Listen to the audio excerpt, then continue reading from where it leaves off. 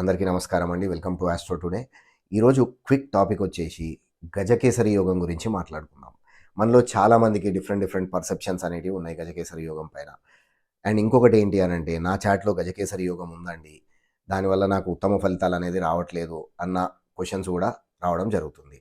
అయితే గజకేసరి యోగం ఎప్పుడు ఏర్పడుతుంది అనంటే ముఖ్యంగా గురువు నుంచి చంద్రుడొచ్చేసి కేంద్ర స్థానాలైనటువంటి 1, 4, 7, 10 స్థానాల్లో ఉన్నప్పుడు గజకేసరి యోగం ఏర్పడుతుంది. లేకపోతే కేంద్ర స్థానాలలో వాళ్ళు కలిసి ఉన్నప్పుడు గజకేసరి యోగం ఏర్పడుతుంది. అయితే దీంట్లో ముఖ్యంగా గుర్తుపెట్టుకోవాల్సింది ఏంటి అనంటే చంద్రగ్రహము ఒక నెల రోజులలో కాలపురుష కుండలి మొత్తం కవర్ చేస్తాడు. అంటే ప్రతి రాశిలో 2.5 రోజులు ఉండేసి 2.5 రోజులకోసారి రాశి మారుతా ఉంటాడు. అయితే ఈ విధంగా చూసుకుంటే నెలలో 4 సార్లు గజకేసరి యోగం అనేది ఫామ్ అవుతుంది. అయితే అన్ని గజకేసరి యోగాలు ఉన్న చాట్స్ ఉత్తమ ఫలితాలు వస్తాయనంటారా? రావు.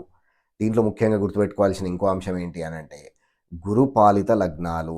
బేసికల్‌గా ధనుర్లగ్నము, మీన లగ్నము అండ్ చంద్రుని సొంత రాశి అయినటువంటి కర్కాటక లగ్నము వారికి మాత్రమే గజకేసరి యోగం వలన ఉత్తమ ఫలితాలనేది రావడం జరుగుతుంది.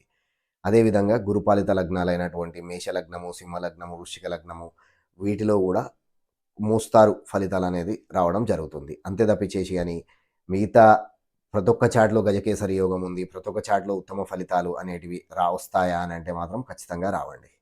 అండ్ ఇదే విధంగా మీకు ఏ కేంద్ర స్థానంలో గజకేసరి యోగం ఫామ్ అవుతుందో ఆ కేంద్ర స్థానానికి దాని ఫార్వర్డ్ అండ్ బ్యాక్వర్డ్ కేంద్ర స్థానాలకు మధ్యన ఏదైనా పాపగ్రహాల సంయోగం ఉందా లేదా కూడా ఖచ్చితంగా చెక్ చేసుకోవాలి.